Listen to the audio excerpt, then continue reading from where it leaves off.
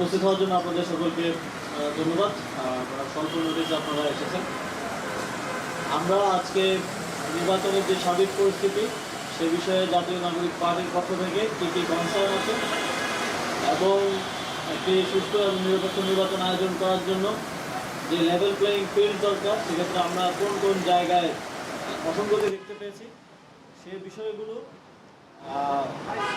অন্তর্বর্তীকালীন সরকারের মাননীয় প্রধান উপদেষ্টা ডক্টর মোহাম্মদ ইউনূসের কাছে তুলে ধরা এবং সরকারের কাছে সেটা পরিষ্কার করার জন্য আমরা আজকে আমাদের জাতীয় নাগরিক পার্টির আহ্বায়ক জনাব নাহিদ ইসলামের নেতৃত্বে একটি প্রতিনিধি দল তার সাথে সাক্ষাৎ করি।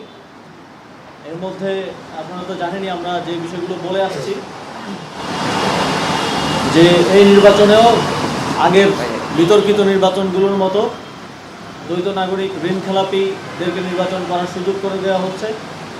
আমরা পুরো নির্বাচন কাঠামোর প্রশাসনিক যে কাঠামো আছে সেটার একেবারে ইসি থেকে মাঠ পর্যায় পর্যন্ত এক ধরনের একপাক্ষিক পক্ষপাতদুষ্ট আচরণ দেখতে পাচ্ছি, যেটি আমরা মনে করি একটি সুষ্ঠু নির্বাচন আয়োজনের ক্ষেত্রে এক ধরনের বাধা। এবং এই নির্বাচন কমিশন এই নির্বাচন কতটা সুষ্ঠুভাবে আয়োজন করতে পারবে সেটা নিয়ে এক ধরনের শঙ্কা তৈরি হয়েছে। এই বিষয়গুলো আজকে আমরা সরকারের কাছে তুলে ধরেছি। আরেকটা বিষয় যেটা আমরা বলতে চাই যে আপনারা দেখেছেন যে গতকালকে নিয়ম বহির্ভূতভাবে জাতীয় নাগরিক পার্টির দুইজন প্রার্থী, ঢাকা 11 আসনের এনসিপির প্রার্থী জনাব নাহিদ ইসলাম আমাদের আহ্বায়ক এবং ঢাকা 8 আসনের এনসিপির প্রার্থী নাসিরউদ্দিন পাটোয়ারি দুজনকে শোকজ করা হয়েছে। আমরা দেখেছি যে ওনারা যেই কারণ দেখানো হয়েছে ওনারা বলেছেন যে ছবি দিয়ে নির্বাচনী প্রচারণা করার কারণে ওনারা শোকজ করেছেন, কিন্তু সেটা ছিল গণভোটের প্রচারণা এবং কোনো আরটিও এবং আচরণবিধির কোনো জায়গায় আমরা পাইনি যে এটা কোনো ধরনের আচরণবিধি লঙ্ঘন বা শোকজ করার মতো কোনো অপরাধ একজন প্রার্থীর পক্ষ থেকে।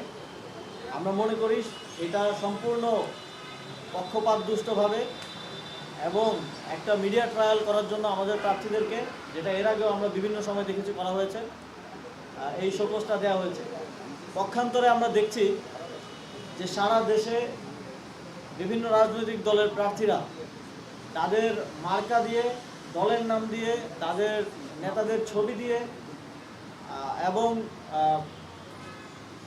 পোস্টার, বিলবোর্ড, ফেস্টুন এগুলো লাগিয়ে প্রচারণা করছেন, যারা স্পষ্টভাবেই আচরণবিধি লঙ্ঘন করছেন। তাদের বিরুদ্ধে এখন পর্যন্ত নির্বাচন কমিশন এবং স্থানীয় যেই রিটার্নিং কর্মকর্তারা আছেন, দায়িত্বশীল যারা আছেন, ম্যাজিস্ট্রেটরা আছেন, তারা কোনো ধরনের ব্যবস্থা নিচ্ছেন না।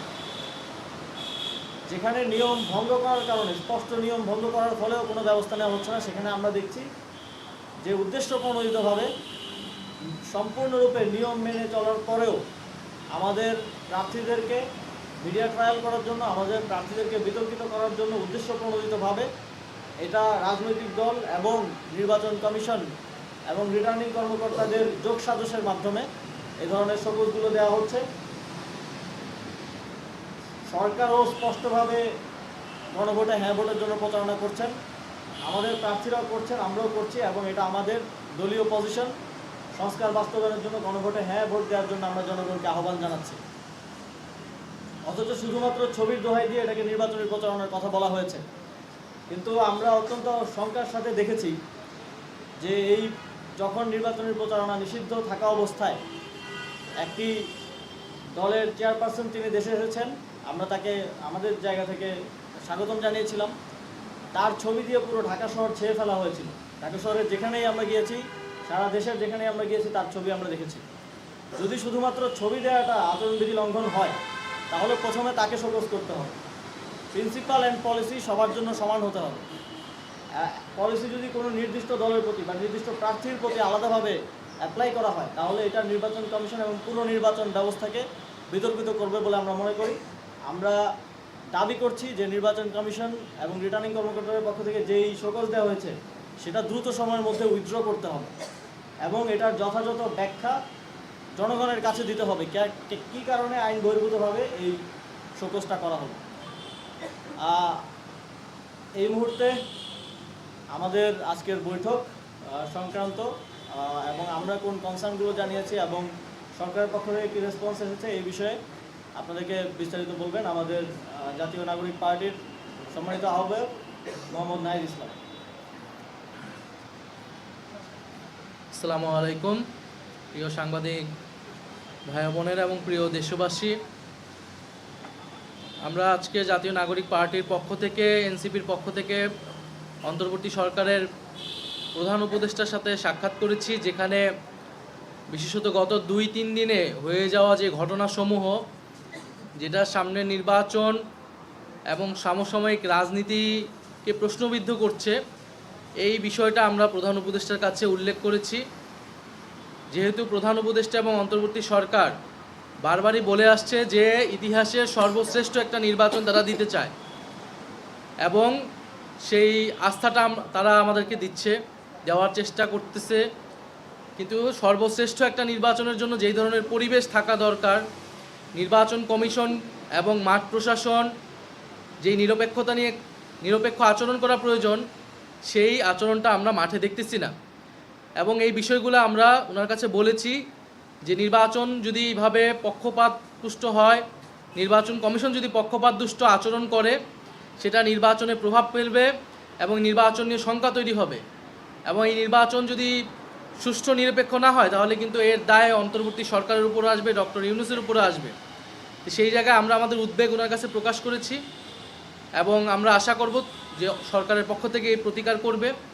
আমরা ইলেকশন কমিশনের কাছেও এই বিষয়গুলো বরাবর মতো বলে আসছি, আমরা আবারও যাব ইলেকশন কমিশনের কাছে, কারণ আমরা চাই 16 বছর ধরে বাংলাদেশের মানুষ ভোটাধিকার দিতে পারে নাই এবং বাংলাদেশে এই যে ফ্যাসিবাদ কায়েম হয়েছিল, এর অন্যতম গুরুত্বপূর্ণ কারণ হচ্ছে এই নির্বাচন কমিশনকে দলীয়করণ করা হয়েছে, নিরপেক্ষ আচরণ করতে পারে না, মানুষ ভোট প্রদান করতে পারে নাই এবং বিভিন্ন যে নির্বাচনগুলো হয়েছে, যেই নির্বাচনের প্রতি জনগণের কোনো আস্থা ছিল না। ফলে এইবারের নির্বাচন এটার একটা ব্রেক করবে এবং বাংলাদেশে গণতন্ত্রের পথে আমরা উত্তরণ করবে, সেটাই প্রত্যাশা।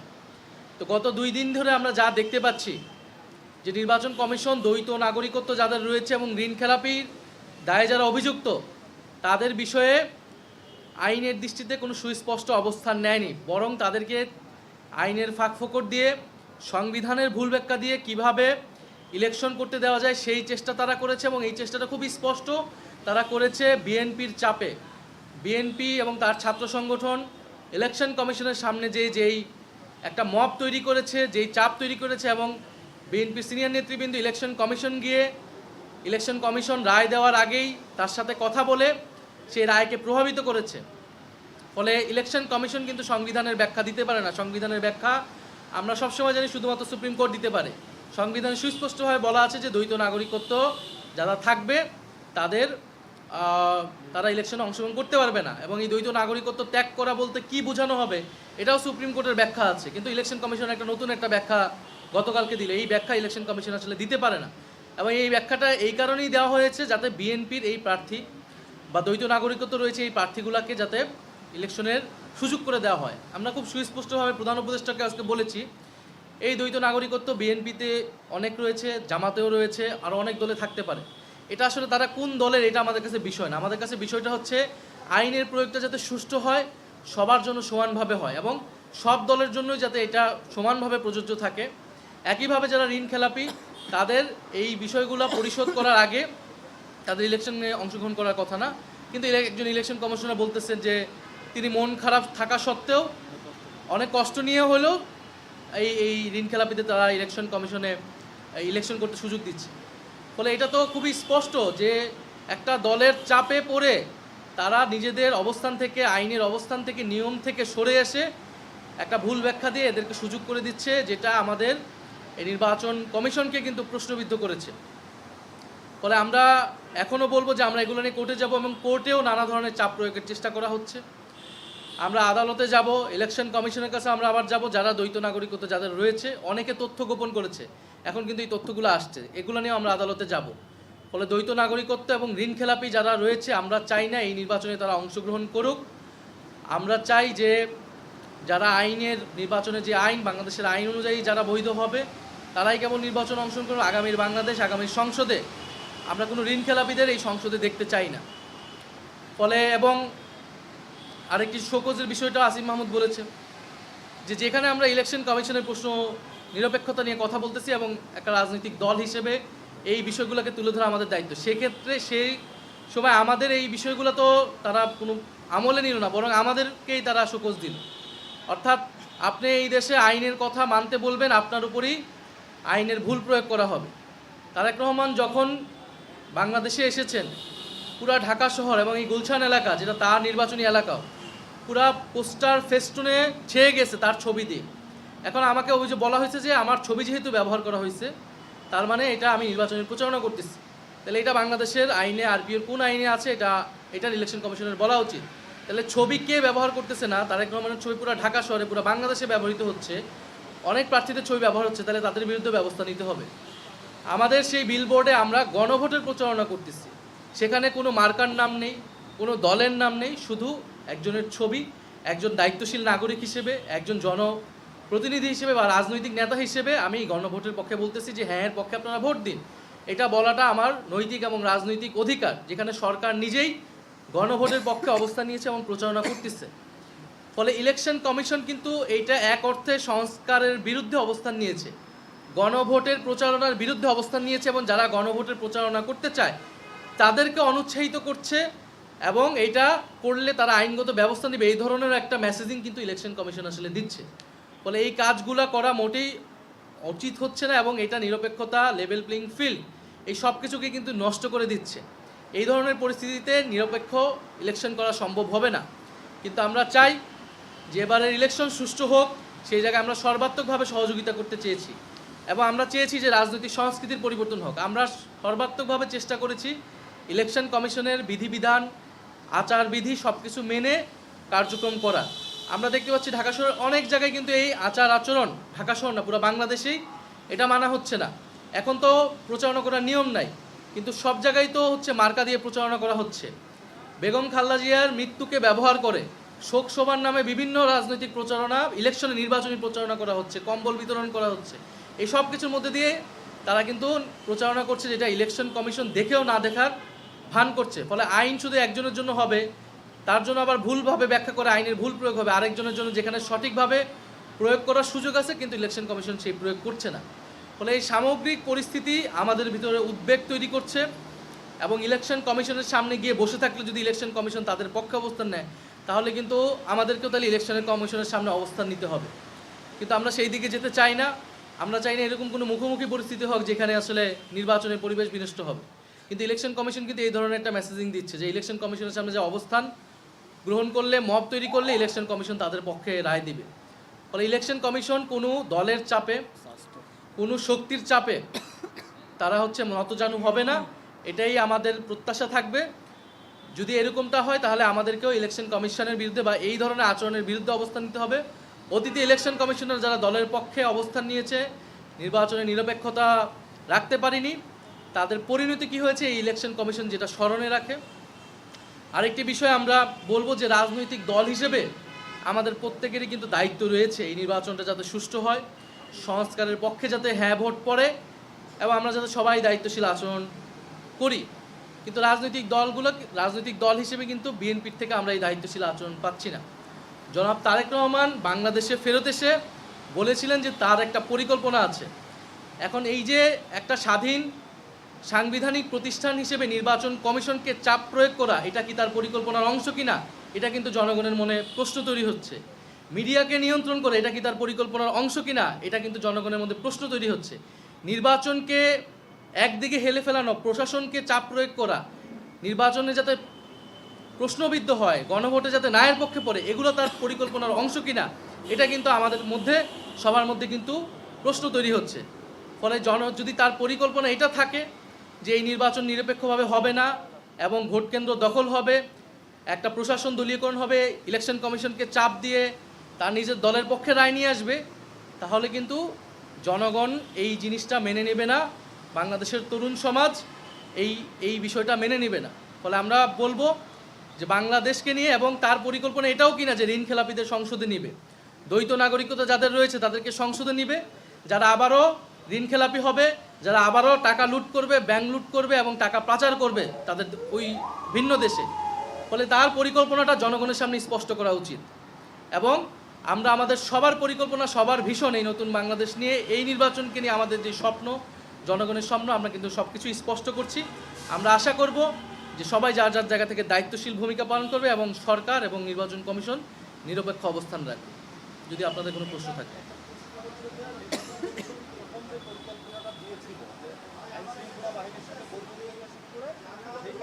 একজন একজন কি করে সেই কাজগুলো তারা করতে পারেনি। আজকে আবার একটা প্ল্যান তারা দিয়েছে যে মানে আরো লেন্দি করে, মানে আরো পরের ধাপে। এটা গেল এক। আপনারা বলছেন লেভেল প্লেইং ফিল্ড নাই, অন্যান্য দলের মানে বিএনপির পক্ষ থেকে কিছু অভিযোগ আছে, জামাত ইসলামও একই ধরনের অভিযোগ করেছে।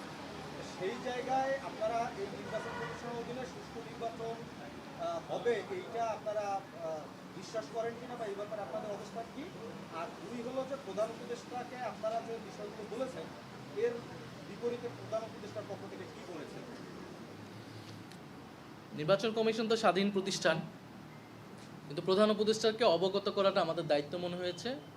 উনি বলবেন এই বিষয়গুলো, ওনারাও খতিয়ে দেখবেন এবং উনি পরবর্তীতে এটা জানাবেন আমাদেরকে, জনগণকে, যে এই বিষয়গুলোর সত্যতাকে এবং সরকারের করণীয়কে। বিশেষত আমরা গণভোটের কথাটা জোর দিয়ে বলেছি যে গণভোটে জাতীয় নাগরিক পার্টি কিন্তু সবচেয়ে বেশি ইফোর্ট দিয়ে হ্যাঁ পক্ষে প্রচারণা করতেছে।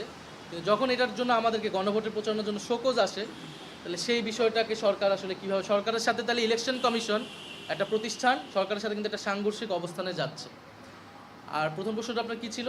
লেভেল প্লেইং ফিল্ড যে অবস্থায় আছে তাতে আপনারা না, ইলেকশন কমিশন দেখেন, ইলেকশন কমিশনের সাথে আমাদের এক ধরনের টানাপোড়েন আমাদের আরও আগের থেকে, আমাদের মার্কা নিয়েই অনেক ধরনের মানে টানাপোড়েন ছিল, কিন্তু সেটা ছিল আমাদের একটা দলীয় বিষয়। এই জন্য এটাতে কিন্তু আমরা খুব বেশি স্ট্রিক্ট পজিশনে যাইনি শেষ পর্যন্ত, আমরা মেনে নিয়েছি বা একটা সমঝোতায় এসেছি। কিন্তু এখন যেটা ইলেকশন, এটা বাংলাদেশের ভবিষ্যতের প্রশ্ন, গণতন্ত্রের প্রশ্ন এবং জনগণের জীবন, বাংলাদেশের আগামীর ভবিষ্যৎ সব কিছু নির্ভর করতেছে এই ইলেকশনের উপর। এবং অনেকগুলো রাজনৈতিক দলের সাথে এটা সংশ্লিষ্ট, এটা তো শুধু আমাদের একক কথা না। ফলে ইলেকশন কমিশন যদি সবার আস্থা অর্জন করতে না পারে, তাহলে তো আমরা কিভাবে ইলেকশন কমিশন থেকে আশা করব? তবে আমরা আশা করতে চাই যে ইলেকশন কমিশন সুষ্ঠু নির্বাচন দিবে। কিন্তু গতকালকে যা ঘটছে, পুরো বাংলাদেশের মানুষ এটা দেখছে যে একটা ছাত্র সংগঠন সে গুন্ডা বাহিনীর মতো ইলেকশন কমিশনের সামনে যা বসে রয়েছে, তাদের সিনিয়র নেতৃবৃন্দ গিয়ে রায়ের আগে যে তাদের সাথে মিটিং করে তাদের পক্ষে রায় নিয়ে আসতেছে। তাহলে এটা কী বার্তা দিতেছে? এবং একটা সংবিধানের ভুল ব্যাখ্যা ইলেকশন কমিশন দিয়ে দিতেছে। ফলে এই ধরনের হঠকারী কাজ ইলেকশন কমিশন যাতে না করে, ইলেকশন কমিশন যদি মনে করে বাংলাদেশে একটাই দল আছে, তাহলে কিন্তু ইলেকশন কমিশন ভুল ভাবতেছে। বাংলাদেশে রাজনৈতিক দল অনেকগুলো রয়েছে, জোট রয়েছে, সবচেয়ে বড় গুরুত্বপূর্ণ বাংলাদেশের জনগণ, এগুলো কিন্তু সব কিছুই দেখতেছে। ফলে আমরা কিন্তু মাঠে নামতে বাধ্য হব যদি ইলেকশন কমিশন এই আচরণগুলো আমাদের কাছে কন্টিনিউ করে।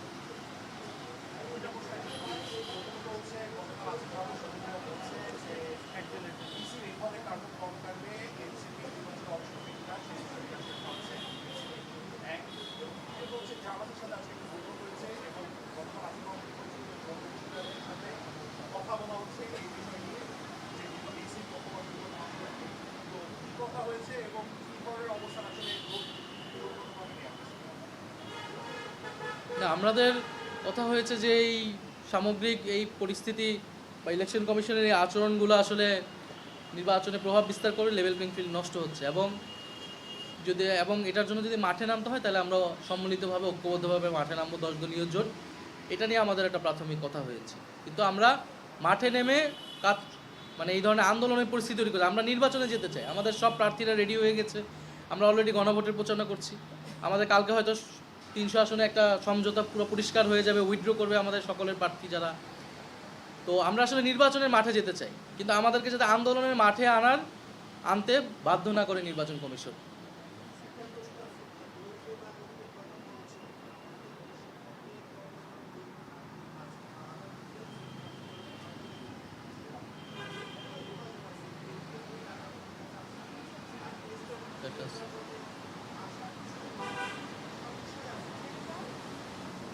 ডেটা থাকলে বলে দাও। আমরা পুরো ইনফরমেশনটা কালেক্ট করছি যে কতজন দ্বৈত নাগরিক, কতজন ঋণ খেলাপি আছে। একটা যদি নিউজের রেফারেন্স দিই, তাহলে 31 জন ঋণ খেলাপি আছে এখন পর্যন্ত। দ্বৈত নাগরিকের সংখ্যাটাও এর কাছাকাছি হবে। আমরা পুরো রিপোর্টটা প্রকাশ করব সামনের দিনে। আবার অনেকের দ্বৈত নাগরিকত্বের বিষয়টা আপনারা জানেন অনেক ক্ষেত্রে গোপন থাকে আর কি। তো অনেকের এখন পৃথিবীর বিভিন্ন দেশের পাসপোর্ট এনআইডি কার্ডের ছবি এখন আমাদের সামনে আসছে নতুন করে, যেটা আপিলের সময় শেষ হয়ে যাওয়ার পরে আসছে। তবে দ্বৈত নাগরিকদেরকে যে কোনো সময় চ্যালেঞ্জ করা যায়, যেহেতু এটা সংবিধান অনুযায়ী তারা নির্বাচন করতে পারবে না। ইভেন নির্বাচিত হওয়ার পরও তাদেরকে চ্যালেঞ্জ করে তাদের সংসদ সদস্য পদ বাতিল করা যায়। তো এটা নিয়ে আমাদের কার্যক্রম চলমান থাকবে। এবং আমি কালকেও বলেছি, আজকেও আমাদের আহ্বায়ক বললেন যে নির্বাচন সুষ্ঠুভাবে আয়োজিত হবে এটা নিশ্চিত করা এবং সেই নির্বাচনে অংশগ্রহণ করার মাধ্যমে একটি গণতান্ত্রিক রূপান্তর আমরা বাংলাদেশে চাই, যার মাধ্যমে আমরা যে নতুন বাংলাদেশের স্বপ্ন 2024-এর গণঅভ্যুত্থান দেখিয়েছিল সেটার বাস্তবায়ন, সেটার সুফলটা বাংলাদেশের মানুষ পাবে। এটাই আমাদের ফার্স্ট প্রায়োরিটি। কিন্তু আমরা সকল স্টেক হোল্ডারদেরকে এবং নির্বাচন আয়োজনের সাথে যারা জড়িত সবাইকে আহ্বান জানাবো, এমন কোনো পরিবেশ তৈরি করবেন না যেখানে আমাদেরকে বাধ্য হতে হয় ভিন্ন কোনো কিছু চিন্তা করার জন্য। যদি এই যে অনিয়ম চলছে, এই অনিয়ম চলতে থাকে, তাহলে আমাদের দলের পক্ষ থেকে, আমাদের জোটের পক্ষ থেকে আমরা একসঙ্গে প্রস্তুত আছি যে কোনো সিদ্ধান্ত গ্রহণের জন্য। তবে আমাদের একটাই কমন আন্ডারস্ট্যান্ডিং যে আমরা এই নির্বাচনকে কোনোভাবেই একটা সেটেল এবং বিগত 3টি নির্বাচনের মতো একটা পরিকল্পিত উপায়ে একটা নির্দিষ্ট দলকে বা গোষ্ঠীকে ক্ষমতায় আনার জন্য দেশের মানুষের ভোটাধিকারকে অবজ্ঞা করে একটা সেটেলড নির্বাচন করতে আমরা দিব না। ইলেকশন নিয়ে কোনো সংশয় নাই যদি নির্বাচনের সুষ্ঠু পরিবেশ থাকে, কিন্তু যদি ইঞ্জিনিয়ার্ড একটা ইলেকশন করার পরিকল্পনা থাকে, যদি প্ল্যান থাকে কারো এরকম, তাহলে সেই প্ল্যান ভেস্তে যাবে এবং এটা প্রতিহত করা হবে। ফলে 2008-এর মতো কোনো নির্বাচনের যদি পরিকল্পনা থাকে, এইটা এবার সফল হবে না, এবার 91-এর মতো ইলেকশন হবে। ধন্যবাদ।